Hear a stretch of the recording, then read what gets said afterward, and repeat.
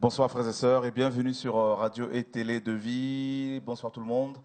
Nous sommes le mardi, samedi 12, dimanche 13. Donc le mardi 14. Voilà. Mardi 15.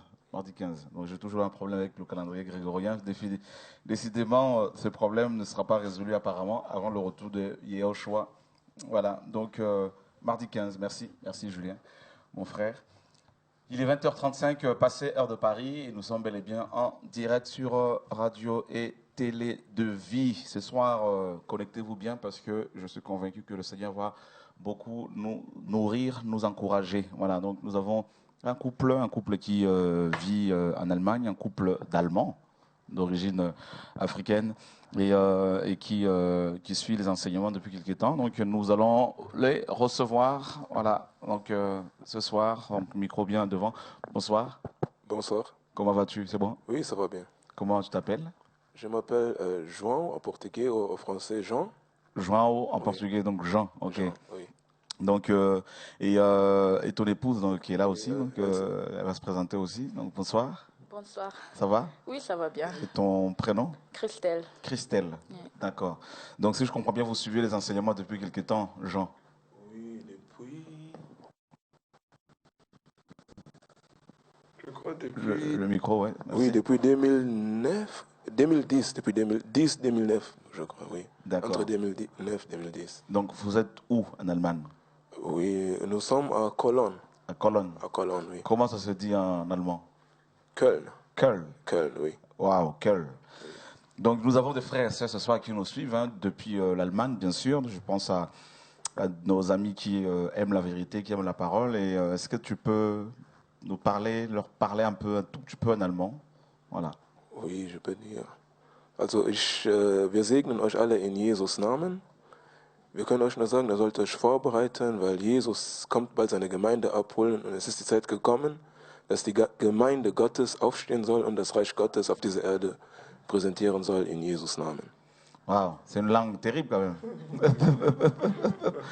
Você fala português? Um pouco. Um pouco? Um pouco. Ok, mora onde? Ok. Ah, où j'habite, Ouais, à Cologne. ouais. À Cologne, oui. Que le Seigneur soit béni. Donc, ton papa est pasteur? Oui, mon père est pasteur. D'accord. Oui. Et toi, avec tes frères et sœurs, je crois, vous suivez les enseignements, les messages? Oui. D'accord. Et papa n'est pas contre?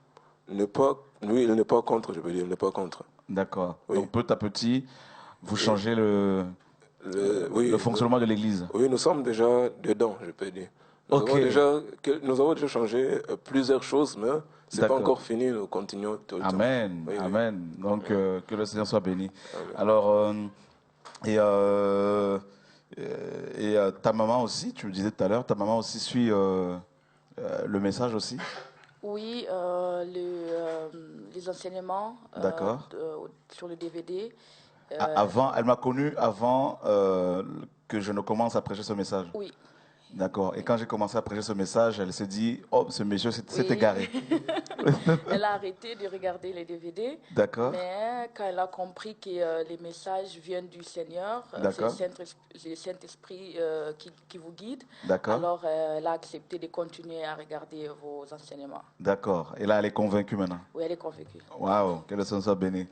Merci Seigneur. Et puis, il y a mon frère Julien qui est là. Bonsoir. C'est toujours un plaisir de t'avoir avec moi. Bonsoir, bonsoir apôtre. Ça va? Ça va. Tu étais au Mans, tu m'as dit que c'est vraiment un réveil là-bas aussi. Dieu nous a surpris, vraiment un réveil au Mans. Vraiment, les bien-aimés sont vraiment encouragés. Vraiment, ce qui m'a surpris encore, vraiment, il y a vraiment une vague d'anglophones. Ils arrivent vraiment dans l'assemblée, vraiment, ils sont motivés. Vraiment, il y a tant d'autres nationalités aussi qui sont là. Vraiment, l'œuvre de l'Ema prend une autre ampleur. Amen. Vraiment que dans quelques mois là, c'est autre chose, quoi. Waouh. Voilà. Alors, ce qui est encourageant, c'est que ce réveil est en train de souffler un peu partout. Hein. Amen. Oui, on note de plus en plus de témoignages des frères et sœurs et qui sont vraiment encouragés et qui sont beaucoup visités. Et ce soir, peut-être même que vous expérimentez encore, vous expérimentez aussi ce réveil. En tout cas, vous pouvez éventuellement nous appeler pour nous donner vos notre témoignage. Voilà, Seigneur, nous bénissons ton nom, nous te confions cette soirée, Papa. Nous voulons te voir glorifié, élevé encore au travers, Seigneur, de cette émission. Et nous te bénissons, Adonai Elohim, au nom de Yeshua, le Messie. Nous te prions, Père très saint. Amen. Voilà, donc nous allons ce soir parler justement du sacerdoce selon l'ordre de Melchisédek. Le sacerdoce selon l'ordre de Melchisédek. Et donc, quand on parle du sacerdoce, forcément, on parle du testament ou de l'alliance, n'est-ce pas? De l'alliance avec Dieu, de Dieu avec les hommes. Et nous sommes dans Hébreux chapitre 9. Nous lisons les versets 16 et 17. Hébreux chapitre 9, 16 à 17. Car là où il y a un testament, il est nécessaire que la mort du testateur soit constatée. Un testament, en effet, n'est valable qu'en cas de mort, puisqu'il n'a aucune force tant que le testateur est en vie. Voilà. Donc, là où il y a un testament, on nous dit qu'il faut absolument qu'il y ait la mort du testateur pour que ce testament soit justement validé. Et donc, nous savons que ce testament, il y en a eu deux grands testaments. Donc, il y a le premier, donc avec Moïse et les enfants d'Israël, et le tout dernier, qui est le plus grand testament, donc la plus grande alliance. C'est celle que le Seigneur notre Dieu a conclue avec justement les Hébreux d'abord, et ainsi que les nations qui, bien sûr, acceptent son fils Yeshua. Et donc, lorsqu'une personne sait qu'elle va mourir, elle va bien sûr faire un testament. Elle va laisser un testament, elle va écrire un testament qu'elle va, n'est-ce pas, pour léguer ses biens à ses enfants, à ses héritiers ou à son héritier ou à son héritière. Donc, l'héritier doit être bien informé sur le testament, sur, n'est-ce pas, le patrimoine dont il est le bénéficiaire, l'héritier. Donc, un héritier qui ne connaît pas, n'est-ce pas, correctement, dans son entièreté, le testament qui lui a été légué, qu'on lui a laissé, ne pourra pas véritablement bénéficier de toute sa richesse, de tout son héritage.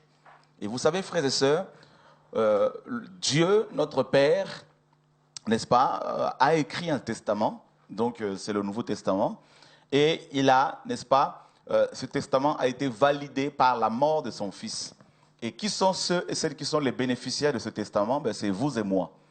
Et nous devons connaître correctement le testament dont nous sommes bénéficiaires, afin, mes amis, n'est-ce pas, de marcher dans la victoire, dans la vie de tous les jours, n'est-ce pas? Donc, il est vraiment important que, en tant que chrétien, vous connaissiez, n'est-ce pas, et, le testament que Dieu vous a laissé dans son entièreté, dans son ensemble. Et il y a une, n'est-ce pas, confusion, une méconnaissance dans le milieu évangélique parmi les chrétiens concernant justement le testament, la nouvelle alliance. Il y a une confusion entre l'ancienne alliance et la nouvelle alliance. Donc c'est pour cela que, frères et sœurs, il y a autant de problèmes justement dans nos assemblées, dans nos pays, dans nos villes. Et c'est pour cela aussi que beaucoup de chrétiens ont du mal à mener une vie chrétienne victorieuse, une vie chrétienne épanouie, n'est-ce pas, face au péché, face aux puissances occultes, n'est-ce pas, face à la pression, à la dépression, face aux critiques, aux moqueries, à la diffamation. Et la mauvaise compréhension du testament engendre, n'est-ce pas, mes amis, donc forcément l'ignorance et la captivité de toutes sortes, donc du péché, des hommes, tout ce que vous voulez. Alors, le testament, donc on va justement parler du Nouveau Testament, donc la Nouvelle Alliance. Et nous sommes dans le livre donc toujours, l'épître aux Hébreux, au chapitre 7. Et vous savez que cette lettre était à la base destinée donc, aux chrétiens d'origine hébraïque. Et ces chrétiens avaient un problème sérieux. Ils mélangeaient les deux testaments. Ils mélangeaient Moïse et, n'est-ce pas, la Nouvelle Alliance. Ils mélangeaient la loi et la grâce. Et ce mélange avait, n'est-ce pas, engendré une passivité, n'est-ce pas, dans leur cœur. Ce mélange avait engendré, justement, comment dire, la peur, n'est-ce pas, l'incrédulité, et au point où l'auteur, dans le chapitre 5, au verset 11, leur dira, nous avons beaucoup de choses là-dessus, et nous avons beaucoup de choses à dire là-dessus, et des choses difficiles à expliquer parce que vous êtes devenus lents à comprendre. Vous, en effet, qui depuis longtemps devriez être des maîtres, vous avez encore besoin qu'on vous enseigne les principes élémentaires des oracles de Dieu. Vous en êtes venus à avoir besoin de lait et non d'une nourriture solide. Voilà. Donc, vous voyez ici, donc, ce mélange de la loi et de la grâce que ces chrétiens d'origine hébraïque faisaient, eh bien, a provoqué, a engendré, a freiné carrément la croissance spirituelle dans leur vie. Et ça, c'est incroyable. Donc, vous vous rendez compte, l'auteur nous dit ici que ces chrétiens devaient être des enseignants, des maîtres, des didaskalos, c'est-à-dire des docteurs de la parole, des enseignants depuis des années, mais à cause de la mauvaise compréhension de la loi de Dieu, de la grâce, du testament de Dieu, le Nouveau Testament notamment, ils étaient, n'est-ce pas, comment dire, ils s'étaient arrêtés dans leur croissance, dans leur marche chrétienne. Et l'auteur leur dit que quiconque en est au lait n'a pas l'expérience de la parole de justice, car il est un enfant. Car il est un enfant. Donc, quiconque en est encore au lait, donc il est encore enfant. Vous voyez, frères et sœurs, ces chrétiens, n'est-ce pas, étaient restés au stade de l'enfance. Tout simplement parce qu'ils avaient mal compris la loi et la grâce. Et c'est le cas de beaucoup, malheureusement, de beaucoup de chrétiens, de beaucoup de dirigeants, notamment dans le milieu évangélique. Alors l'auteur va, n'est-ce pas, leur écrire cette lettre pour, n'est-ce pas, leur montrer la différence qu'il y a entre la loi, c'est-à-dire le Premier Testament, et la grâce, qui est, n'est-ce pas, la Nouvelle Alliance, donc le Dernier Testament. Voilà. Donc, l'auteur nous dit dans le chapitre 7 de l'Épître aux Hébreux, il dit au verset 11, « Si donc la perfection avait été possible par le sacerdoce lévitique, car c'est sur ce sacerdoce que repose la loi donnée au peuple, était-il encore nécessaire qu'il paraisse un autre sacrificateur selon l'ordre de Melchisédek et non selon l'ordre de Melchisédek et non selon l'ordre d'Aaron ? Car le sacerdoce étant changé, il y a aussi nécessairement un changement de loi. Car le sacerdoce étant changé, il y a nécessairement un changement de loi. » Donc l'auteur leur fait comprendre ici que le sacerdoce avait changé. Il y a deux types de sacerdoce. Le sacerdoce veut dire service dans le temple, n'est-ce pas? Donc ça a un rapport avec les sacrifices, avec les ablutions, avec l'adoration, la louange par les chants, tout ça. Et il leur fait comprendre ici que le sacerdoce avait changé. C'est-à-dire que le sacerdoce lévitique avait changé. Donc forcément, la loi aussi avait changé. La loi, laquelle? C'est la loi mosaïque, ou la loi relative au culte et sacrifice, tout ça, d'animaux notamment. Et le sacrifice des animaux. En effet, celui de qui ces choses sont dites appartient à un autre tribu dont aucun membre n'a fait le service de l'autel. Alors là, c'est très intéressant ce que l'auteur est en train de nous apprendre ici.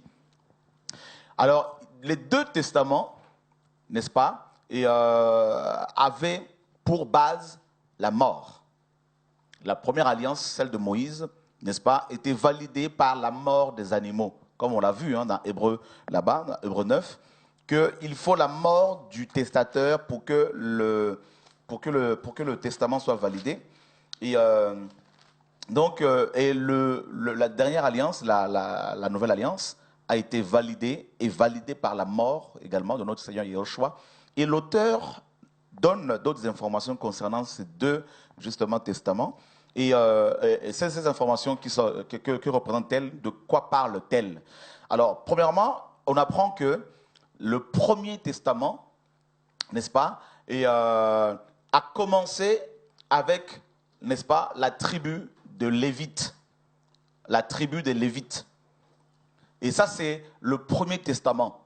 Donc, le premier testament a commencé avec la tribu des Lévites, de Lévi, n'est-ce pas? Donc, dans Genèse 49, avant qu'il ne meure, Jacob va prophétiser sur ses enfants et il va notamment dire que Lévi allait être séparé du reste de 12 tribus, hein, de ses frères. Donc, Lévi va être mis à part par le Seigneur pour servir Dieu, n'est-ce pas? Donc, donc, le premier testament a commencé avec, n'est-ce pas, a débuté avec la tribu de Lévi. Et toutes les personnes, comme vous le savez, qui ne faisaient pas partie de la tribu de Lévite, hein, de Lévi, étaient exclues du sacerdoce. Exclues. Et particulièrement, la famille d'Aaron avait été choisie pour faire le service dans le tabernacle, dans le temple plus tard. Donc, tous les sacrificateurs, comme vous le savez certainement, étaient descendants d'Aaron, n'est-ce pas? Donc, tous les Lévites n'étaient pas sacrificateurs, n'est-ce pas? Tous les Lévites n'étaient pas sacrificateurs, mais tous les sacrificateurs étaient Lévites, forcément, parce que Aaron faisait partie, n'est-ce pas, de la tribu des Lévites, de Lévi. Donc, tous les Lévites n'étaient pas sacrificateurs, car seuls les enfants d'Aaron, les descendants d'Aaron, étaient, n'est-ce pas, appelés à servir Dieu en tant que sacrificateurs dans le temple. Donc, vous voyez déjà, mes amis, si déjà les 12 tribus n'avaient pas, les 11 tribus n'étaient pas appelées au sacerdoce, et particulièrement la tribu de la famille d'Aaron était appelée au sacerdoce, donc à la sacrificature. Si déjà les 11 autres tribus étaient exclues du sacerdoce, les 11 autres tribus d'Israël, et nous autres qui sommes membres des nations, donc nous étions encore plus exclus. Vous voyez, mes amis? Donc, le premier sacerdoce concernait exclusivement les enfants d'Israël et particulièrement la tribu de Lévite, donc notamment la famille de Aaron, comme on l'a vu. Donc, maintenant, le sacerdoce dont nous allons parler ce soir, le sacerdoce selon l'ordre, non selon l'ordre d'Aaron, mais selon l'ordre de Melchisédek, ce sacerdoce-là, nous dit l'auteur dans Hébreux 7, a commencé avec une tribu dont Moïse n'avait rien dit sur le sacerdoce. Et on nous dit, en effet, celui de qui ces choses sont dites appartient à une autre tribu dont aucun membre n'a fait le service de l'autel. Donc on nous dit que le dernier sacerdoce, donc la nouvelle alliance, n'est-ce pas? Donc le souverain sacrificateur de la nouvelle alliance, donc Yehoshua, est sorti d'une tribu dont aucun membre n'était appelé au service de l'autel. Et on nous dit au verset 14, car il est évident que notre Seigneur est sorti de Juda, tribu dont Moïse n'a rien dit pour ce qui concerne le sacerdoce. Et ça, c'est merveilleux. Ça veut dire que le sacerdoce sous la nouvelle alliance n'a rien à voir avec le sacerdoce sous Moïse. Donc, Jésus, qui est souverain sacrificateur selon l'ordre de Melchisédek, est sorti de la tribu de Juda, tribu dont aucun membre n'a fait le service à l'autel. Waouh! Donc ça veut dire quoi? Ça veut dire que les chrétiens ne sont pas des lévites. Les pasteurs ne sont pas des lévites. Donc quand un pasteur vous dit qu'il est lévite et qu'il a le droit de prendre la dîme, ça veut dire qu'il n'a rien compris de la nouvelle alliance. Vous vous rendez compte, frère?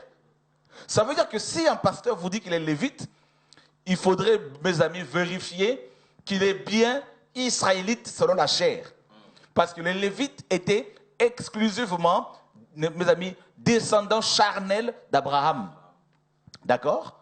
Et seuls les sacrificateurs descendants d'Aaron étaient appelés au service dans le tabernacle. Donc vous vous rendez compte qu'un pasteur qui dit aujourd'hui qu'il est lévite, c'est un mensonge. C'est grave parce que nous tenons notre sacrificature non d'Aaron, mais de Jésus-Christ. Or, Jésus-Christ, en tant que souverain sacrificateur, n'est-ce pas, est sorti de la tribu de Juda. Donc, ça veut dire que si les chrétiens sont sacrificateurs, ils sont automatiquement des Judéens. Vous vous rendez compte, frère? Et ça, c'est très important de le savoir. Il est vraiment nécessaire de savoir cela. Vous voyez, mes amis, et l'auteur nous dit que, car il est notoire, il est évident que notre Seigneur est sorti de Juda, tribu dont Moïse n'a rien dit pour ce qui concerne le sacerdoce. Ça veut dire que Moïse n'avait vu que du feu. Moïse était comme voilé et il n'avait même pas vu que la tribu, n'est-ce pas, de Juda allait donner naissance à une race de sacrificateurs. Waouh! Quelle parole, mes amis! Quelle parole! Et pourquoi la tribu de Juda? La Bible nous dit que Jésus, en tant que sacrificateur, souverain sacrificateur, est sorti de la tribu de Juda. Mais avant lui, dans cette tribu, il n'y avait pas de sacrificateur. Pourquoi cela? Nous sommes dans Colossiens, mes amis. Colossiens, chapitre 1er. Ah, j'aime la parole de Dieu. Alléluia. Nous sommes dans Colossiens 1, 18. Il est la tête du corps de l'Église. Il est le commencement, le premier-né d'entre les morts, afin d'être en tout le premier. Afin d'être en tout le premier. Donc, Jésus ne pouvait pas sortir de la tribu, mes amis, de Lévite, parce qu'il y avait déjà Aaron. Donc, ce n'était pas possible. Il fallait à tout prix qu'il soit le premier en tout. C'est ça Jésus. Il est le premier en tout. Il est le premier à avoir créé les choses. Il est le premier créateur. Il est le premier à être ressuscité avec un corps physique qui n'est plus soumis à la mort, à la maladie, à la famine, aux épreuves liées à la chair. Vous voyez, il est le premier en tout et pour tout. Et ça, mes amis, il n'y a que Jésus qui peut être comme ça.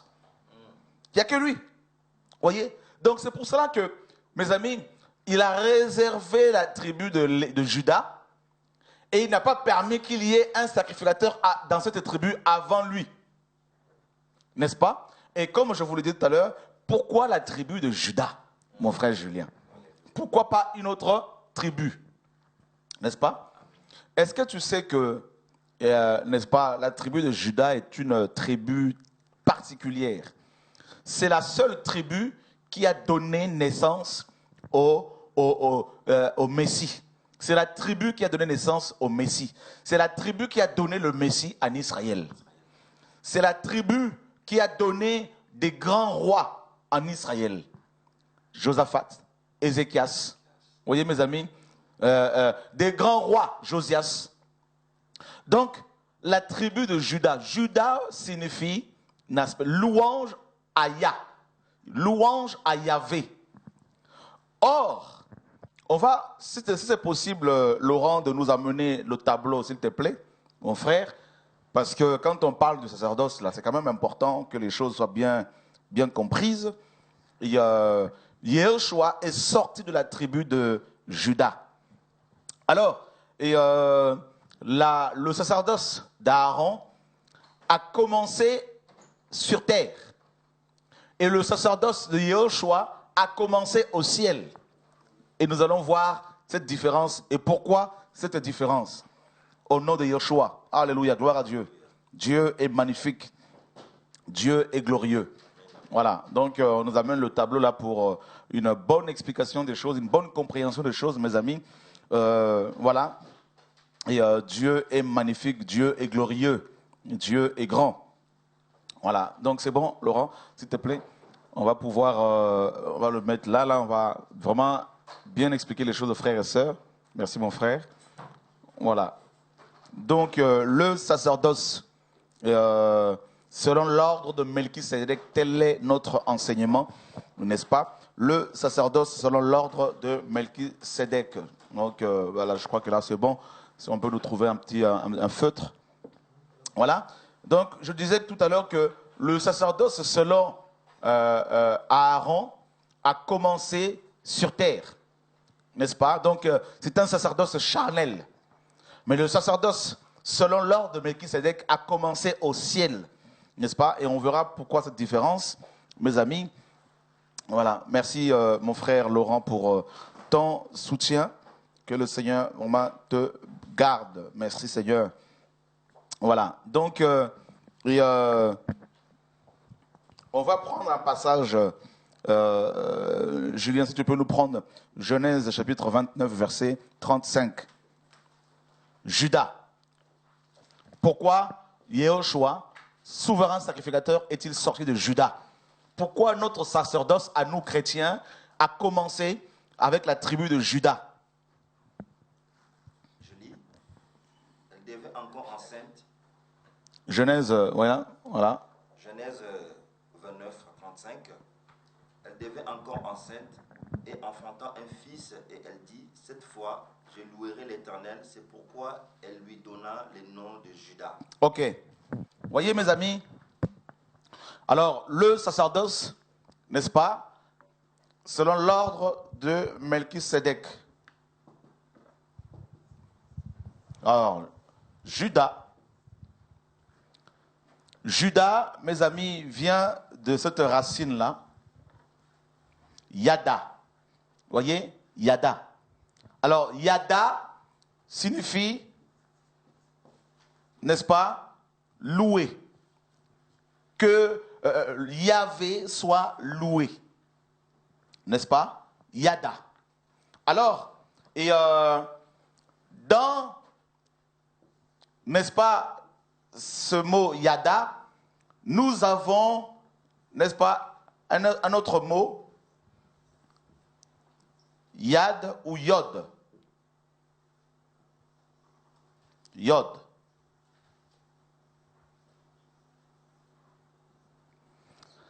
Voilà, la lettre Yod. Yod, n'est-ce pas, signifie la main. La main.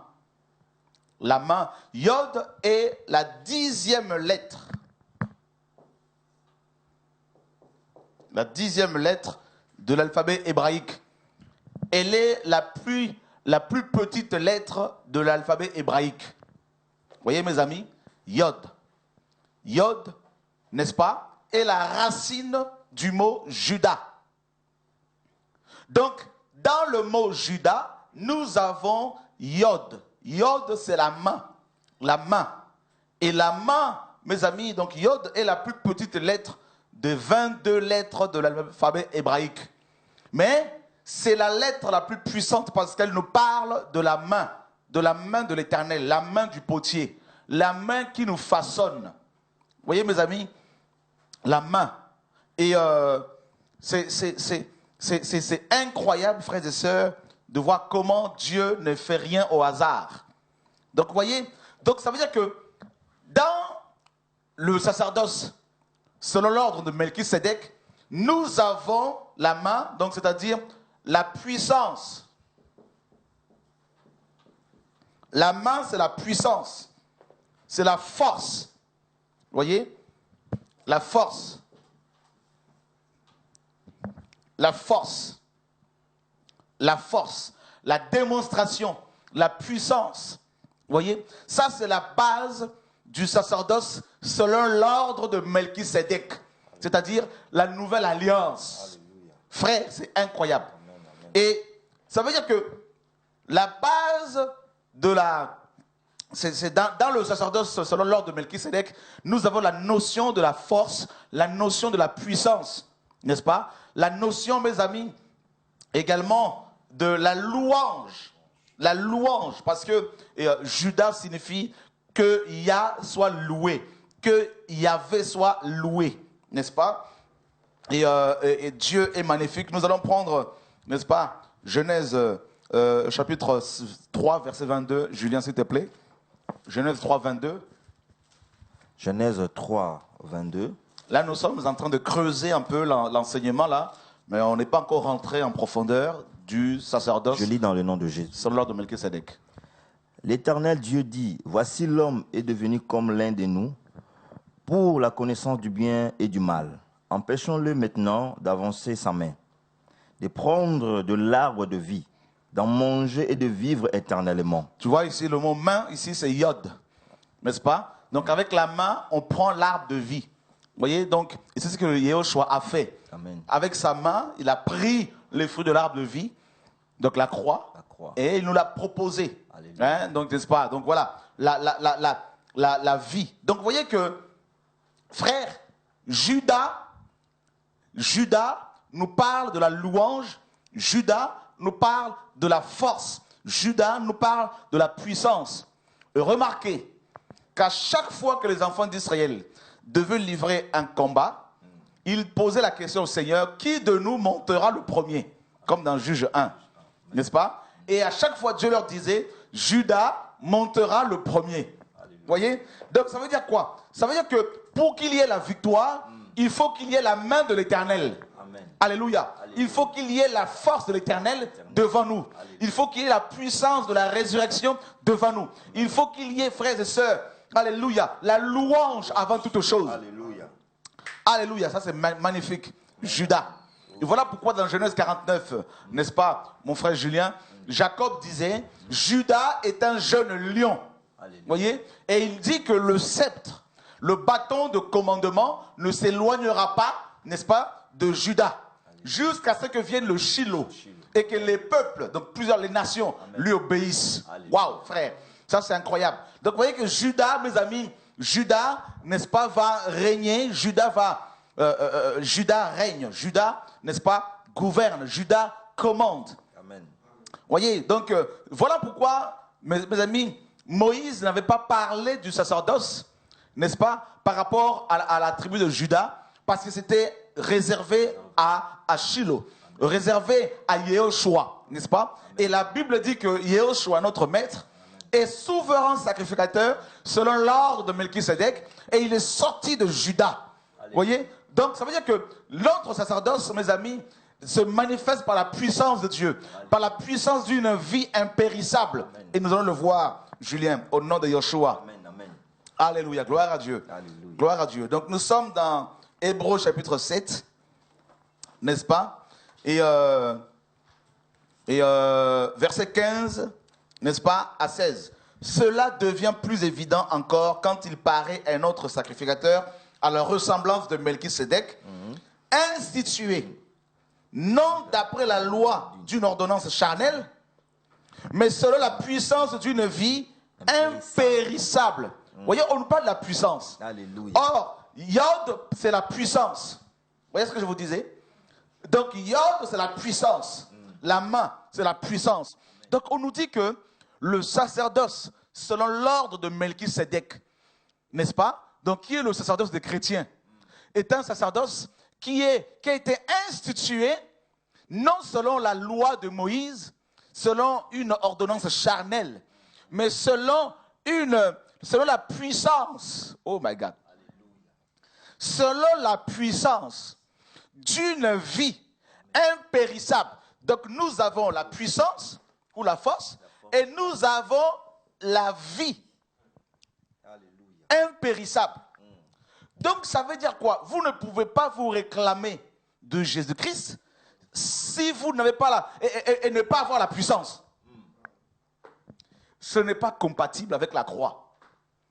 Vous ne pouvez pas vous réclamer, n'est-ce pas, de Jésus-Christ de Nazareth et manquer de vie. Ce n'est pas possible. C'est pour cela que notre christianisme est malade.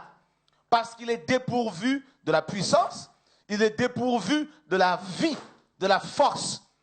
Parce qu'il est basé sur le sacerdoce d'Aaron, qui était un sacerdoce, mes amis, charnel.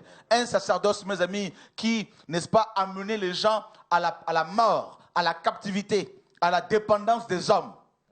Voyez, frère, et ça c'est magnifique, mes amis, c'est fort, c'est merveilleux. Et la parole, mes amis, nous dit, nous sommes dans toujours Hébreu. Hébreu, nous allons prendre maintenant le chapitre 9, n'est-ce pas? Alors, on a vu que le sacerdoce selon Moïse a débuté sur terre avec Aaron et Moïse, n'est-ce pas? Et c'était un sacerdoce qui condamnait les gens. Mais le sacerdoce, selon l'ordre de Melchisédek, a commencé au ciel. Mais à quel moment? Voilà la question. Quand est-ce que le sacerdoce, selon l'ordre de Melchisédek, a débuté officiellement? N'est-ce pas? C'est des questions pour moi, là? Non? Ok, Julien, nous allons vérifier cela. Alléluia, gloire à Dieu. Nous sommes dans Hébreux chapitre 9, verset 11. Mais Christ est venu comme souverain sacrificateur des biens à venir. Il a traversé le tabernacle, plus grand et plus parfait, qui n'est pas construit de main d'homme, c'est-à-dire qui n'est pas de cette création. D'accord? Et la Bible dit au verset 12, « Et il est entré une fois pour toutes dans le lieu très saint, non avec le sang des boucs et des veaux, mais avec son propre sang, ayant obtenu une rédemption éternelle. » Ah, ça c'est magnifique. Donc ça veut dire quoi? Le sacerdoce, selon l'ordre de Melchisédek, a débuté officiellement lorsque Christ est mort et ressuscité et monté au ciel. Et on nous dit que quand il est arrivé au ciel, après sa mort et sa résurrection, il a traversé le tabernacle céleste. Il a traversé le parvis. En fait, voyez mes amis, là nous avons une belle image du tabernacle. N'est-ce pas? Donc nous avons là le parvis. Le parvis. Nous avons une entrée ici, une autre entrée là, un rideau, et puis nous avons une autre entrée ici avec un rideau. Le lieu très saint, le lieu saint. Donc ça veut dire quoi? Jésus, quand il est sorti de la tombe ici, de l'enfer, après sa résurrection, 40 jours après sa résurrection, il est monté au ciel avec son propre sang. Il a traversé le parvis au ciel, il a traversé le lieu saint au ciel, et il est rentré dans le lieu très saint où il y a le trône du Père. N'est-ce pas? Et c'est là qu'il a présenté son sang officiellement au Père. Pourquoi? Pour, n'est-ce pas, notre rédemption, pour notre délivrance par rapport au péché, par rapport à la loi de Moïse, par rapport à la condamnation des hommes. Il a obtenu notre délivrance, n'est-ce pas? Et par la suite, il a réclamé au Père le Saint-Esprit qui avait été ôté de l'homme dans Genèse 6, n'est-ce pas? Parce que sans le Saint-Esprit, l'homme ne peut rien entreprendre de bon. Et il a obtenu maintenant le Saint-Esprit. Et c'est là que le sacerdoce de Yehoshua, en tant que souverain sacrificateur, a débuté officiellement. Vous voyez, frères et sœurs? Parce qu'il est entré, parce qu'on ne pouvait pas entrer dans le lieu très saint sans le sang. Vous voyez? Et c'est pour cela qu'il est entré là une seule fois pour présenter son sang maintenant. Donc vous voyez que le sacerdoce, selon l'ordre de Melchisédek, a commencé au ciel, après la résurrection de Jésus-Christ. Donc ça veut dire quoi, frère? Ça veut dire que ta délivrance a été obtenue à la croix et officialisée au ciel. Satan n'était pas là. Les démons n'étaient pas là. Les hommes n'étaient pas là. Ton père n'était pas là, ta mère n'était pas là, ton pasteur n'était pas là, n'est-ce pas? Ceux qui te font la guerre n'étaient pas là. Donc ça veut dire quoi? Quand Jésus a obtenu de la part du Père, n'est-ce pas, ta délivrance, quand il a obtenu de la part du Père, n'est-ce pas, ta justification, quand il a obtenu de la part du Père le Saint-Esprit qui habite dans ton cœur, aucun de tes ennemis n'était à côté. Vous voyez quoi, frère? Même l'ange Michael n'était pas là. Même Gabriel n'était pas là. Seul le souverain sacrificateur Yehoshua avec le Père. C'était les deux qui étaient là. Avec le Saint-Esprit. Le Père, le Fils et le Saint-Esprit. Frère, les trois personnes de la divinité. Il n'y avait personne d'autre qui était là. Les 3 personnes ont négocié, ont partagé, ont discuté tout autour de ton nom. Ils ont discuté sur ta délivrance. Le Père, le Fils et le Saint-Esprit. Ils ont discuté sur ton mariage. Ils ont discuté sur ton ministère, sur la puissance qui va t'accompagner. Ils ont discuté sur la victoire que tu dois remporter sur la mort, sur le péché, sur les démons, sur l'enfer. Ils ont discuté sur le réveil qui doit t'accompagner. Tu te rends compte, frère? Donc ça veut dire quoi? Ton ministère, tu ne le tiens pas d'un homme. Ton ministère, tu le tiens du ciel. Ça a commencé au ciel. Frère, Moïse a commencé sur terre. Toi, tu as commencé au ciel. C'est ça la différence. Alléluia. Vous voyez, frère, il est temps que nos yeux s'ouvrent, que les écailles tombent. Parce que toi, tu n'es pas un lévite. Les lévites, mes amis, les lévites, frère, les lévites ne pouvaient pas véritablement avoir accès au lieu très saint. Seul le souverain sacrificateur, seulement de l'époque. Et encore, il y entrait une seule fois, le 10 du 10e mois, le jour de Yom Kippour. Le 10 du 7e mois, pardon. Le 10 du 7e mois, le jour de Yom Kippour, au mois des Tanim. Vous voyez, frères et sœurs, mais par contre, le sacerdoce dans lequel tu es, que nous sommes, que je suis, est un sacerdoce qui te donne accès chaque seconde à ce lieu. D'ailleurs, tu es même ressuscité depuis ta conversion et assis à cet endroit-là. Tu es assis sur le trône dans le lieu très saint. Dis-moi maintenant, quel est le nom de ce diable qui va accéder à ce lieu pour t'attaquer, pour te détruire? Qui est le nom de ce démon, de ce sorcier, de cet homme, de cette femme qui va traverser, mes amis, le ciel, traverser le parvis, le lieu saint et le lieu très saint pour t'attraper et te tuer? Qui peut le faire? Aucun homme ne peut le faire. Voilà pourquoi, quand les hommes se lèvent contre toi pour te condamner, garde le silence. Quand les gens font des réunions contre toi, garde le silence. Parce qu'ils vont s'épuiser. Ils vont s'épuiser. Pourquoi? Parce que tu es caché dans le sein du Père. Tu es dans le lieu très saint. Ton sacerdoce est céleste. Ça, c'est merveilleux, frères et sœurs. Vous voyez, ça, c'est ce que l'auteur est en train de nous apprendre. Et d'ailleurs, l'auteur nous dit quoi? Que nous sommes, nous, n'est-ce pas, sacrificateurs. Nous sommes des sacrificateurs selon l'ordre de Melchisédek.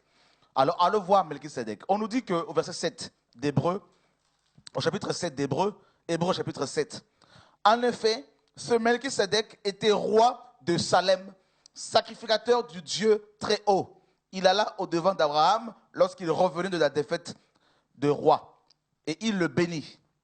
Frère, on nous dit que ce Melchisédek, Yehoshua, était sacrificateur du Dieu très haut.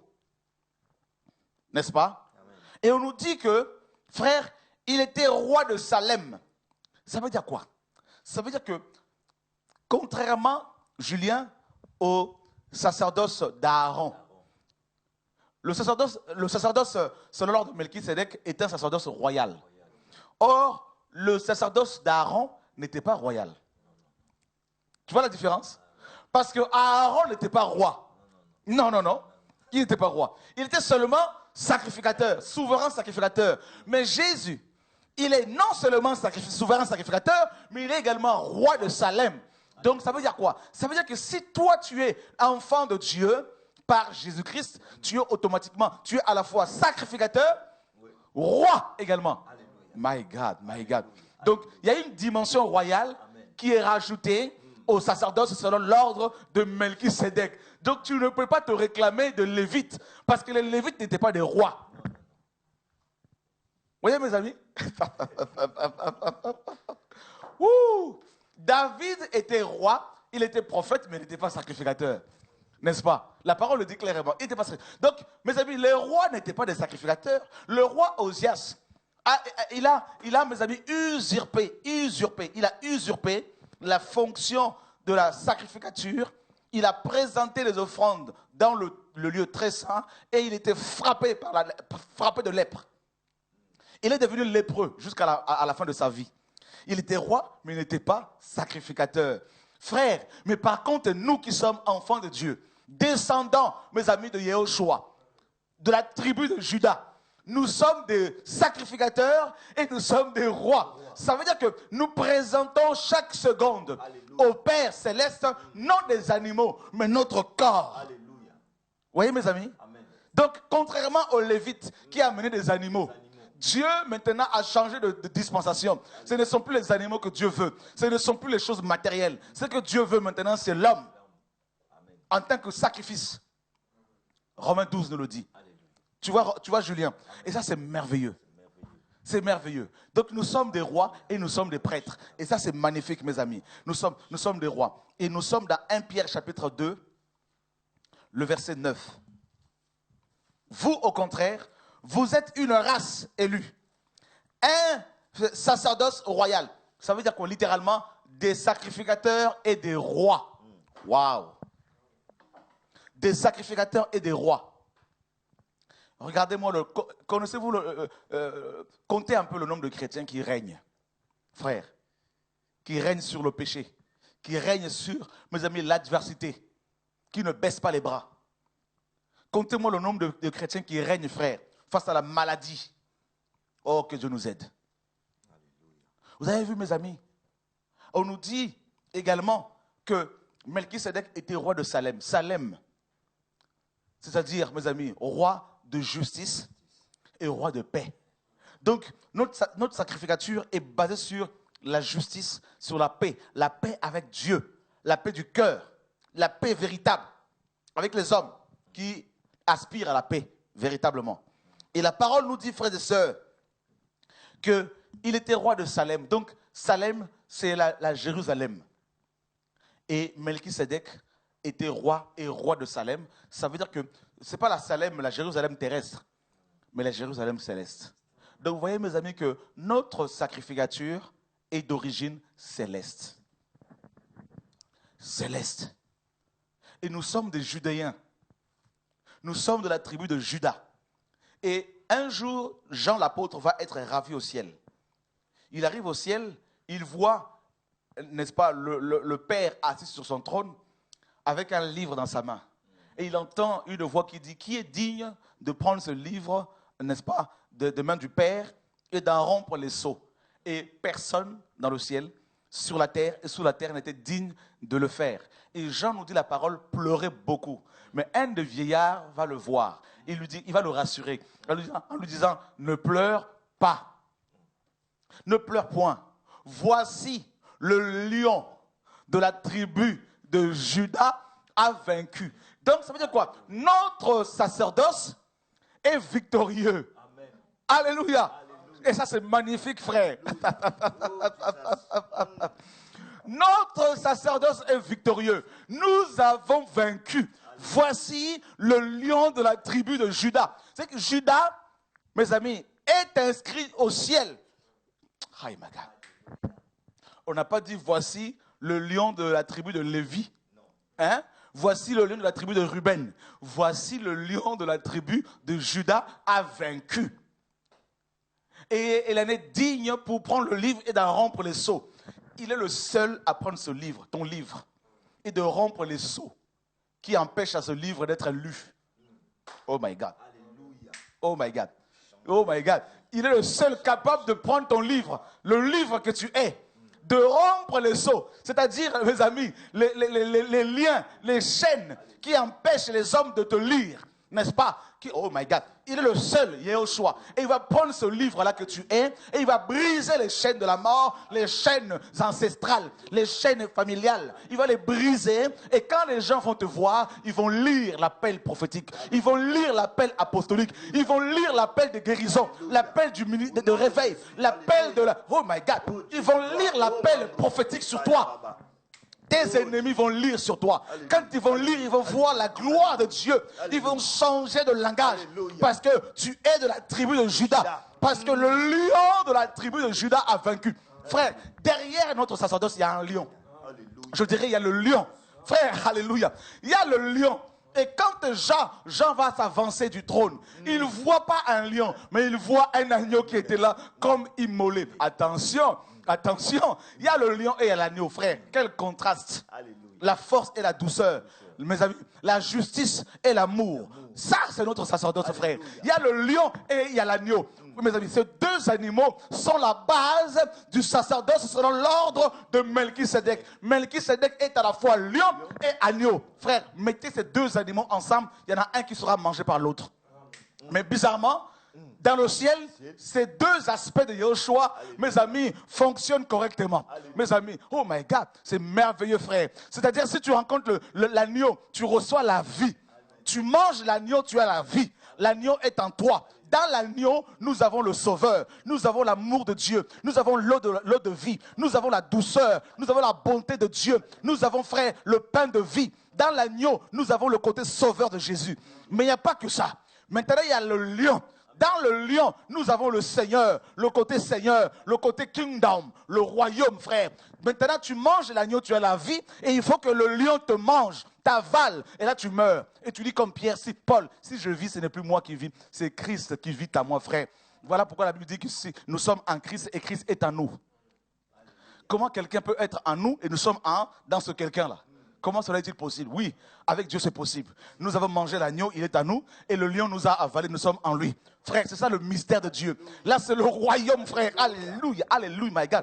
Oh Dieu, tu es magnifique, frère. Tu es magnifique. Dieu est glorieux. Le sacerdoce universel, le sacerdoce de tous les croyants, frère, que l'ennemi a voulu, mes amis, n'est-ce pas, voiler. Mais le temps arrive où Dieu est en train de susciter une race nouvelle, des hommes et des femmes qui vont comprendre, connaître leur identité dans le royaume de Dieu, qu'ils sont des rois et des sacrificateurs, qu'ils sont des prêtres, frères, au nom de Yeshua. Et en tant que prêtre, mon frère, écoute-moi, ma soeur, en tant que prêtre, en tant que sacrificateur, l'accès du ciel t'est ouvert, l'accès du ciel t'est donné. C'est-à-dire, tu peux entrer à tout moment. Voilà pourquoi dans Hébreux 4, il est dit, approchons-nous du trône de grâce avec assurance, avec des cœurs lavés, purifiés, d'une bonne conscience. Frère, au nom de Yeshua, ça veut dire quoi? Tu peux entrer à tout moment, aller t'asseoir sur le trône du Père, discuter avec lui, redescendre avec des rouleaux au nom de Yeshua. Oh my God, en tant que sacrificateur, tu peux crier à Dieu pour ton pays et Dieu peut t'exaucer. Tu es l'intercesseur, le défenseur. Les gens, tu peux arrêter même, frère, tu peux arrêter des choses. Tu peux proclamer des choses parce que tu es le messager de Dieu. Le sacrificateur, c'est lui qui présente les problèmes des nations à Dieu. C'est lui qui révèle les problèmes du peuple au Seigneur. Et en tant que roi, maintenant, là, c'est la domination. Là, tu n'as plus besoin, tu n'as pas besoin de trop parler pour que les choses se manifestent. Tu n'as qu'à dire une seule parole. Dis un seul mot et la chose s'accomplira, frère. Ça, c'est le royaume. C'est la justice. C'est la démonstration de la puissance de Dieu. Le réveil. Alléluia. Alléluia. Ça, c'est magnifique, frère. Vous savez, je vais vous dire une chose. Pourquoi la main? Pourquoi Judas? Judas, c'est la main. Judas, c'est Yada. Yada, c'est la main. Yod. Pourquoi? Vous savez quand, Julien, Judas Yod, la lettre Yod, qui est la 10e lettre, a pour valeur numérique le nombre 10. 10, c'est le jugement. N'est-ce pas? Le jugement. C'est le nombre de l'accomplissement également. Le jugement également. Pourquoi 10? Nous avons les 10 plaies en Égypte. Tu sais, lorsque Moïse a été envoyé, lorsque Dieu a envoyé Moïse en Égypte, Julien, Moïse a fait des miracles. Le premier miracle a été aussi copié par les magiciens. Le deuxième, copié. Mais arrivé au troisième, il y a eu un problème. Ils n'ont pas pu le reproduire. Et les magiciens de Pharaon diront, ça c'est le doigt de Dieu.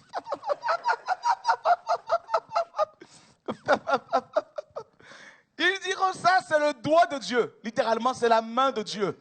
Donc c'est Yod, c'est Judas, c'est le lion.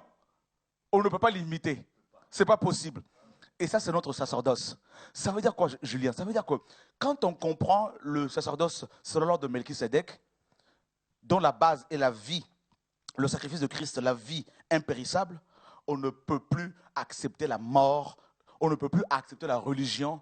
On comprend en même temps sa dimension royale, sa dimension, n'est-ce pas, de la sacrificature, et on ne peut plus trembler devant les ennemis. Au contraire, on va être une femme de réveil, un homme de réveil, un homme de prière, un homme de consécration, parce qu'on sait dans quel service nous sommes. Alléluia. Au nom de Yeshua.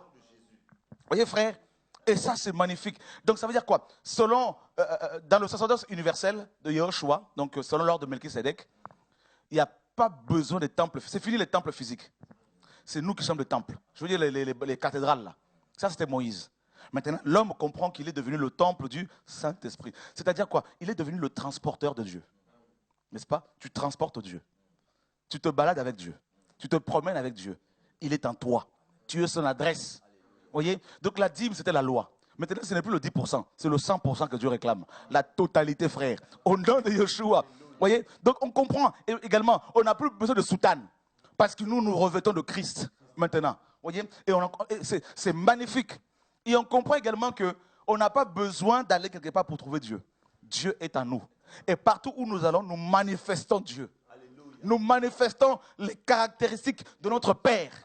Jésus a dit, il y a longtemps, quand Philippe lui pose la question, Seigneur, montre-nous le Père. Et il dit à Philippe, il y a assez longtemps que je suis avec vous, tu ne m'as pas encore vu. Celui qui m'a vu a vu le Père. Donc celui qui voit le Fils de Dieu voit son Père. Tu vois, non? Il parle comme son Père, il agit comme son Père, il enseigne comme son Père, il fait l'œuvre comme son Père. Vous voyez, frère, et ça c'est magnifique. Le sacerdoce selon l'ordre de Melchisédek. Frère, c'est incroyable. Abraham a vu un peu ce sacerdoce-là. On lui a présenté le pain et le vin. Et le pain et le vin dans Jean 6 nous parlent du corps de Christ et de son sang. Et les deux parlent de la vie. Le corps apporte la vie, le sang apporte la vie. Et le Seigneur a dit dans Jean 6, 63, mes paroles sont esprit et vie. C'est ça le sacerdoce selon l'ordre de Melchisédek. Ça veut dire quoi? Donc c'est fini la monotonie. La monotonie. Toujours la même chose, même culte, même ordre de choses. Louange, adoration, offrande, prédication, tous les dimanches. Là c'est Aaron. Ça c'est Aaron, ça. Ça c'est la mort. Ça c'est complètement institué selon la chair. Mais quand on est dans le sacerdoce selon l'ordre de Melchisédek, c'est la vie. Or la vie c'est comme, vous voyez, comme les courants d'eau. Ça peut changer de vent, de direction, le vent change de direction, tout ça là. C'est ça, mes amis, on ne peut pas te cerner. Vous voyez, c'est la vie de Dieu, c'est la vie. Frères, nous ne sommes pas des Lévites, nous sommes des Judéens, de la tribu de Juda. Ça veut dire que nous sommes des jeunes lions. Oh my God. En fait, quand Satan voit les véritables chrétiens, il les voit comme des petits lions, n'est-ce pas, qui suivent un grand lion. Maintenant, va les toucher.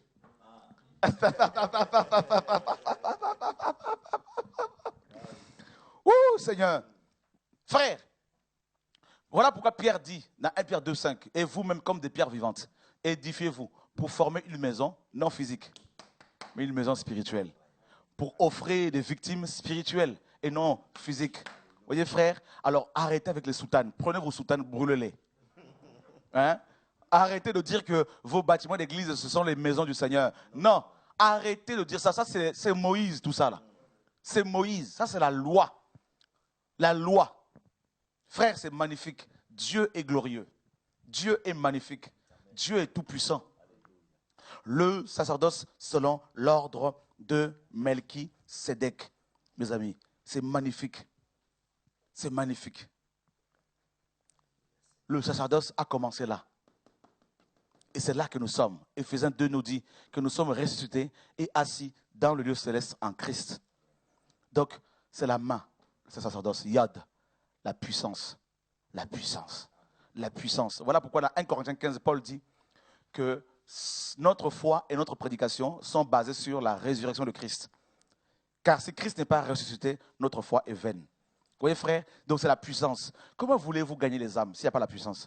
Comment voulez-vous toucher les cœurs des gens s'il n'y a pas la puissance? Comment voulez-vous... Frère, on peut vous critiquer, mais si la puissance de Dieu est avec vous, les gens changeront de langage. Vous voyez?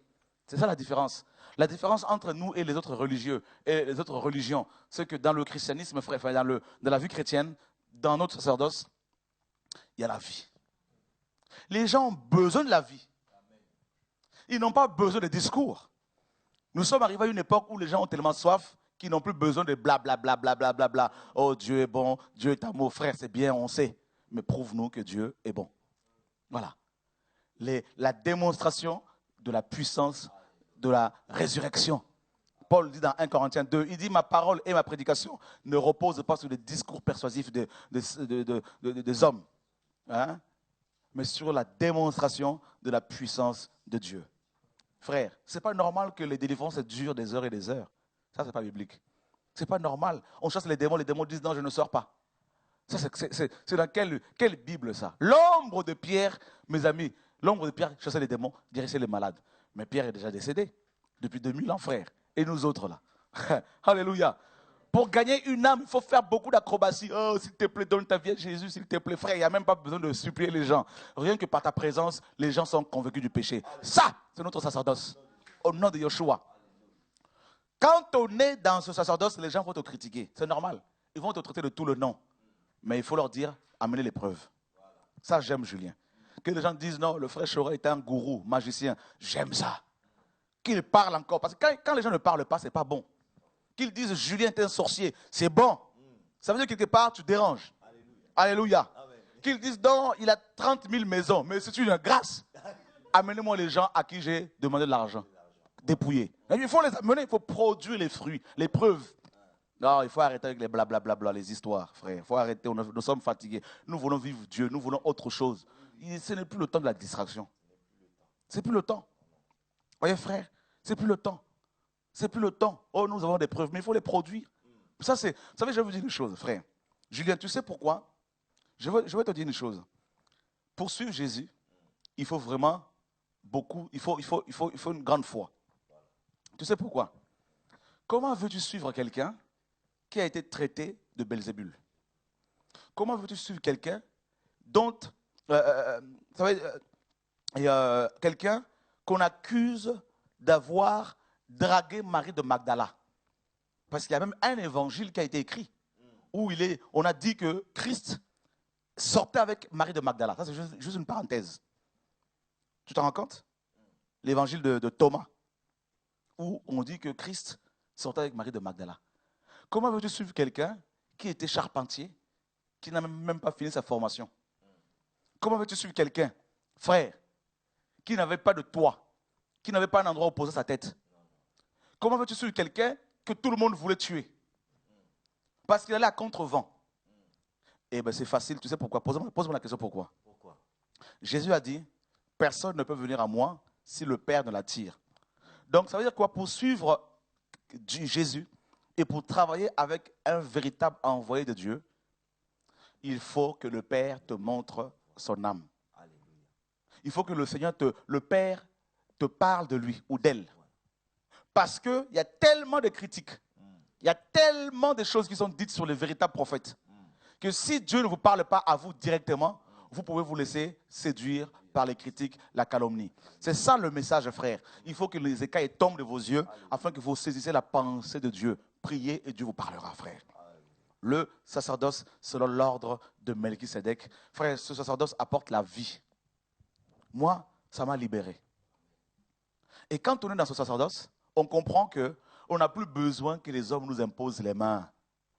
D'aller voir un pasteur quand on est face à un problème. Pasteur, prie pour moi. Il faut qu'on arrête. Les chrétiens, s'il vous plaît, arrêtez un peu. Toujours de vouloir appeler vos pasteurs. Prie pour moi. Oh, ma mère est malade. Viens lui imposer les mains. Mais si tu es chrétien, tu as le Saint-Esprit, mon frère. Mais prends autorité sur le démon. Prends autorité sur la maladie. Arrêtez d'embêter les hommes. Arrêtez de courir après les hommes. Je ne dis pas qu'on ne peut pas demander de l'aide à un frère ou une sœur qui a un don particulier. Oui, on peut le faire, mais il faut qu'on comprenne quand même que nous sommes tous des rois et des sacrificateurs, frère. Réveillez-vous. Saisissez votre identité, votre message, votre position dans le royaume de Dieu. Et commencez à agir en fonction de votre identité. Commencez à opérer les choses au nom de Yeshua. C'est ça, mes amis, l'évangile.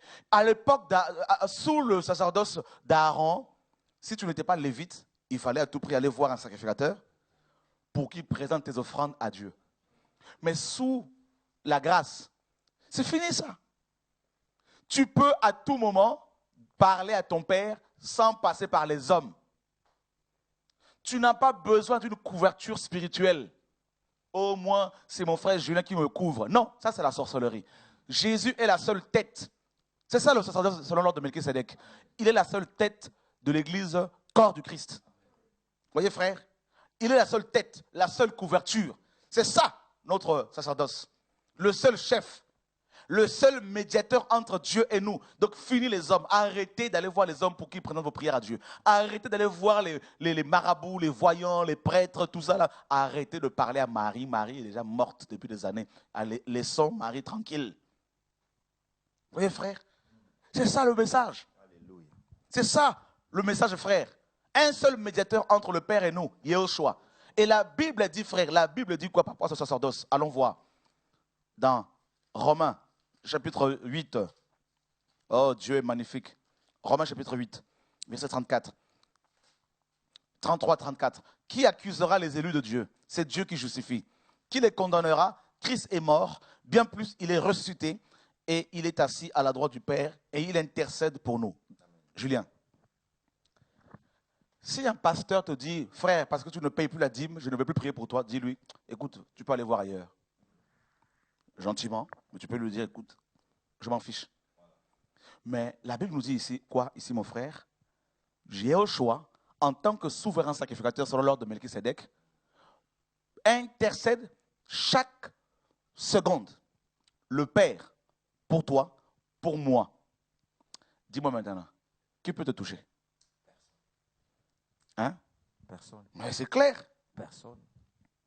J'ai fait un songe cette semaine, la semaine dernière, où Satan était venu m'attaquer, mais il ne pouvait pas m'atteindre. Il était là devant moi, il pouvait me toucher. Oh, j'étais heureux. Et hier encore, j'ai eu un autre songe où une sataniste, femme sataniste, me cherchait à me mordre, mais elle avait des grosses canines comme ça, là, mais ça a glissé. Ça a glissé. L'huile d'onction. Pourquoi, Julien? Parce que le sang de Jésus a coulé. La Bible dit que ce sang parle mieux que le sang d'Abel. Frère, le sang de Jésus parle. Oh, Julien. Chaque jour, devant le trône, le sang de Yoshua parle. Il parle quoi? Il dit quoi? Julien est mon fils. Jean est mon fils. Chora est mon fils. J'ai payé le prix. Quand Satan vient pour t'attaquer, quand les démons font des réunions, quand les sorciers font des réunions contre toi la nuit, pendant que toi tu dors tranquillement, tu ronfles, Yehoshua veille. Alléluia. Comme Psaume 121 le dit. Celui qui garde Israël ne sommeille ni ne dort. Frère, alléluia. Chaque soir, chaque matin, chaque midi, il est en train de parler au Père. Alléluia. Ça c'est mon épouse, ça c'est mon épouse, ça c'est mon épouse, ça c'est mon épouse, ça c'est mon épouse. Jusqu'à l'enlèvement, il parle de toi au Père. Oh my God. Donc ça veut dire que ton souvenir est constamment dans sa tête, dans son cœur, chaque jour, chaque semaine, chaque mois, chaque année, chaque décennie. Personne ne peut te toucher, personne. Sois tranquille mon frère, sois tranquille ma soeur. Oh my God. Qui peut t'accuser? Hein? Ils vont faire des réunions, ils vont t'accuser, tout ça. Là. Frère, si tu n'as pas péché, sois tranquille. Ils vont changer de langage. Moi j'ai connu ça, tu connais non? Des gens qui ont fait des réunions. Oh, cette fois-ci, on l'a eu. Cette fois-ci, on va le tuer. On va le descendre. Frère, je me dis, s'ils arrivent à me descendre, alors là, j'arrête le ministère. Je ferme la Bible. Ce n'est pas de l'orgueil, frère. Parce que je sais que je n'ai jamais touché une femme autre que la mienne. Donc, les gens papotent, ils parleront. Ah, mais je sais en qui j'ai cru. Je n'ai jamais volé l'argent de quelqu'un. Frère, je sais en qui j'ai cru. Frère, je sais. Tu dois savoir en qui tu as cru. Alléluia. Paul était clair, frère. Paul dit, personne ne peut me juger, parce que je ne me juge pas moi-même, parce que je sais en qui j'ai cru. Donc quand Satan vient, frère, tu peux nous le dire, Satan, je suis au bénéfice du sang de Yoshua. Nous l'avons vaincu à cause du sang de Jésus-Christ et à cause de la parole de notre témoignage. La parole est claire, frère, la parole est claire. Christ intercède. Alléluia. Si quelqu'un dit, moi je ne veux plus prier pour toi, dis, oh, c'est pas grave. J'ai déjà la vraie prière. Alléluia. Qui chauffe là-haut. Allons voir dans Hébreu. Oh, Dieu est magnifique, mes amis. J'espère que Dieu vous fait du bien ce soir. Hébreu chapitre 7. Hein, Julien? La Bible nous dit, verset 23-25, de plus, il y a eu des sacrificateurs en grand nombre, parce que la mort les empêchait d'être permanents. La mort empêchait les sacrificateurs sous Moïse d'être permanents. Oh, la mort. Maintenant, le sacrificateur, le souverain sacrificateur, selon l'ordre de Melchisédek, Julien, est venu régler ce problème. Hein? Il est allé sur la croix. Il a dit à la mort, désormais, ton problème est réglé. Hein? Ta menace est réglée. Il est allé sous terre. Il a pris les clés de la mort et du séjour de mort. Maintenant, il a vaincu la mort. Et la Bible dit, mais lui, parce qu'il demeure éternellement, possède un sacerdoce qui n'est pas transmissible, frère, heureusement. Un sacerdoce qui n'est pas transmissible. Ça veut dire quoi? On ne peut pas le confier au pape. Non. Le pape n'est pas le vicaire de Christ. Parce que Jésus a un sacerdoce, n'est-ce pas, qui n'est pas transmissible. Ce n'est pas possible. Verset 25. C'est aussi pour cela qu'il peut sauver parfaitement. J'aime cette parole-là. Qu'il peut sauver, c'est-à-dire délivrer, libérer, rendre libre parfaitement ceux qui s'approchent de Dieu par lui. Oh, pas par Bouddha, pas par Mohamed, mais par lui. Pas par Julien Chora, par lui. Le sacerdoce selon l'ordre de Melchisédek. Par Melchisédek, par lui. Étant toujours vivant pour intercéder en leur faveur. Oh my God. Étant toujours vivant pour intercéder. Frère, il y a le véritable intercesseur qui intercède pour toi, pour ta famille, pour ton père qui est malade, pour ta mère qui est malade. Son nom, c'est Yeshua. Voilà pourquoi quand vous allez prier, passez toujours par lui. Père, je viens vers toi au nom de Yeshua, ton fils. Père, je veux te servir au nom de Yeshua. Tout doit être fait au nom de Yeshua. Satan, je te chasse au nom de Yeshua. Oh my God. Vous avez vu les démons qui sont chassés à chaque fois lors des programmes? Ils n'arrivent pas à me toucher. Ce n'est pas parce que je suis fort. Parce que je sais dans quel sacerdoce je suis. Et je sais que quand ça chauffe, même quand tout le monde devant moi n'a pas, les gens en face de moi n'ont plus la foi, mais je sais que quelqu'un là-haut, il y a le lion qui est assis comme ça, et qui parle au Père chaque seconde. Frère, quand bien même on est un peu affaibli à cause des combats, frère, la prière là-haut continue de chauffer. Et je vous assure, quand ça chauffe comme ça, là, frère, oh my God. Oh my God, les anges sont mobilisés. Là, c'est l'exaucement. Là, c'est la délivrance. Là, c'est les miracles. Là, ce sont les conversions, le réveil. Parce qu'il y a le feu du réveil, frère. Au nom de Yeshua.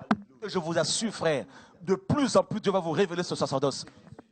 C'est la croix. Le message de la croix, frère. La croix. Et vous savez, par rapport à ce sacerdoce, Julien, il est dit quoi? Il est dit quoi? Il est dit, la parole nous dit, que Dieu dit aux enfants d'Israël dans Jérémie 31, là-bas 30.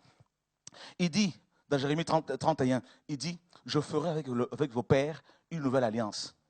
Je veux écrire, inscrire, imprimer ma parole dans votre esprit. Plus personne ne va enseigner son frère en lui posant la question, connais-tu le Seigneur? Car tous me connaîtront, depuis le plus petit. Dans ce sacerdoce, selon l'ordre de Melchisédek, même les bébés peuvent prophétiser. Ouais, c'est le réveil. Même les enfants sont saisis par l'onction. Frère, même les Noirs sont remplis de feu. Même les Chinois, les Arabes. Frère, avant c'était seulement les Lévites, les descendants d'Aaron. Maintenant, là, frère, c'est les nations qui donnent leur vie, leur cœur au Seigneur. Peu importe ta race, les gens peuvent dire tout ce qu'ils veulent. Si Dieu a dit c'est par toi que le réveil viendra, ça sera par toi. Même si tout le monde dit c'est faux, même si tout le monde s'oppose, si Dieu dit c'est par toi, c'est comme ça, frère. Oh, j'aime Dieu. J'aime Dieu parce qu'il est le lion de la tribu de Juda. Il va t'imposer à tes ennemis. Et ils seront obligés d'être à genoux. Quand Joseph a eu les deux songes là, qu'il lui disait qu'il allait être gouverneur de ses frères, ils lui ont dit quoi? Toi, tu vas régner sur nous? Même Jacob a dit, toi? Ah frère, laisse-les parler. Mais Dieu est magnifique, frère. Quand le temps viendra, les gens ils vont se mettre à genoux. Pourquoi? Parce qu'ils ont faim.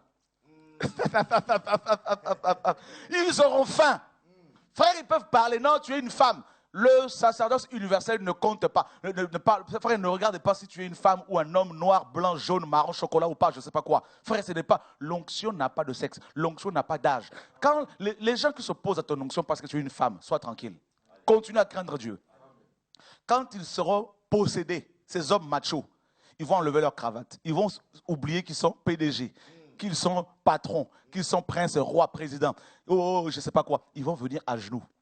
Parce que personne ne veut mourir. Ils viendront à quatre pattes, cherchant la délivrance. Et ils ne vont même plus voir de quelle nationalité tu es. Parce qu'ils vont voir seulement la délivrance et la guérison, frère. Et là, l'onction va commencer à opérer au nom de Yeshua. Alléluia, gloire à Dieu. Dans Hébreux chapitre 10, verset 16. Approchons-nous donc avec assurance du trône de la grâce, afin d'obtenir miséricorde et de trouver grâce pour être secouru dans nos besoins. Pour être secouru dans tes besoins, mon frère, tu as besoin de te retrouver devant le trône. Alors arrêtons de courir après les hommes. Va devant le trône dans la prière. Arrête de chercher à savoir ce qui se passe ici et là. Ne rentre pas dans la distraction. Va devant le trône, prie le Père et il va te parler. Au nom de Yeshua. Et tu seras secouru. Arrêtons, s'il vous plaît, de courir après les hommes. L'idolâtrie, ce n'est pas bon, frère. Soyons des gens qui vont devant le trône, des sacrificateurs qui connaissent leur identité, qui ne courent plus après les hommes et qui vont devant le trône du Père au nom de Yeshua pour être secourus. Et dans Hébreux chapitre 10, l'auteur nous dit, n'est-ce pas, à partir du verset 19, « Ainsi donc, frères, nous avons au moyen du sang de Jésus une libre entrée dans le sanctuaire par la route nouvelle et vivante qu'il a inaugurée pour nous au travers du voile, c'est-à-dire de sa chair. Et nous avons un souverain sacrificateur établi sur la maison de Dieu. Approchons-nous donc avec un cœur sincère, dans la plénitude de la foi, les cœurs purifiés d'une mauvaise conscience, et le corps lavé d'une eau pure. Le corps lavé d'une eau pure. Comment peut-on nous approcher? Et comment doit-on s'approcher de son trône? On nous dit par, n'est-ce pas, au nom de Yeshua, n'est-ce pas, avec un cœur sincère. Ça ne sert à rien de t'approcher du Seigneur si ton cœur n'est pas vrai. Ça ne sert à rien. Ça ne sert à rien d'aller voir les pasteurs, les hommes, les hommes qui servent Dieu ici, les femmes de Dieu, pour chercher la prière si ton cœur n'est pas sincère. Ne sois pas hypocrite. Et deuxièmement, dans la plénitude de la foi, il faut croire que Dieu peut te guérir, que Dieu peut se manifester. Il faut croire, même si les médecins t'ont condamné, même si les gens t'ont condamné, il faut croire que c'est possible. Tout est possible. Et on nous dit, les cœurs purifiés d'une mauvaise conscience. Il faut que ta conscience soit pure. Il ne faut pas que ta conscience te reproche des choses. Il faut que tu sois vrai avec toi-même. Et ensuite, le corps lavé d'une eau pure. Le corps ici, c'est l'esprit et l'âme, bien sûr. Donc le corps spirituel, le cœur de l'homme, l'âme, l'eau de la parole. Vous voyez, l'eau de la parole. Donc il faut associer à la prière la parole de vérité. Ne soyons pas dans les sentiments, c'est fini ça, frère. Aimons la vérité pure et on va être délivré, on pourra être secouru par le Seigneur, notre Maître. En gros, le sacerdoce, selon l'ordre de Melchisédek, frère, a commencé, donc ça a commencé d'abord à la croix. Le Seigneur a été crucifié comme une belle offrande. Et ensuite, quand il est monté au ciel, ça a été officialisé. Il a présenté son sang au Père. Et c'est là qu'il a eu la rédemption pour chacun de nous, c'est-à-dire la délivrance, le rachat. Vous voyez? Et nous sommes des Judéens. Judas, n'est-ce pas? Et Judas a pour racine, donc Yada, si vous enlevez le A et le H, Yada donne Yod. Yod est la 10e lettre de l'alphabet hébraïque. C'est cette lettre-là. C'est la plus petite des 22 lettres de l'alphabet hébraïque et c'est la plus puissante parce qu'elle nous parle de la main de l'Éternel.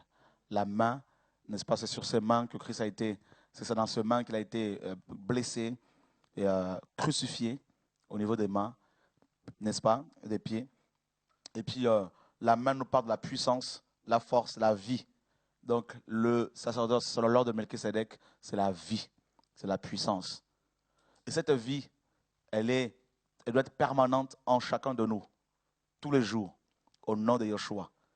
Que Dieu nous garde, que Dieu nous bénisse, que Dieu nous protège. Frères et sœurs, les temps sont difficiles, soyez fortifiés, encouragés, au nom de Yeshua.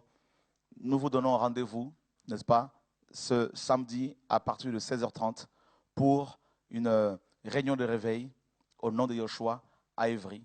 Et soyez encouragés, soyez fortifiés et connaissez surtout votre identité en Christ en tant que roi et sacrificateur. Donc par rapport au sacerdoce selon l'ordre de Melchisédek. Voyez frères, les temps sont vraiment difficiles et le Seigneur nous pousse de plus en plus à nous sanctifier, à la sanctification et surtout à faire le choix. À faire le choix véritable, c'est-à-dire celui de suivre le Seigneur et non plus les hommes qui peuvent aussi nous égarer. Frères et sœurs, les temps sont difficiles, c'est vrai, vous pouvez tout entendre ici et là, mais priez, Dieu vous parlera véritablement. Alors nous ne devons plus faire les sentiments, nous devons crier, sonner le chauffard, la trompette, car le Seigneur revient. Et fortifiez-vous, soyez encouragés, fortifiez vos frères et sœurs, et que Dieu nous garde au nom de Yoshua. Amen. Voilà. Donc, à bientôt. À demain 20h30, vous avez Ludovic Rouget qui va nous enseigner la parole. Et puis voilà, donc on verra jeudi si c'est possible.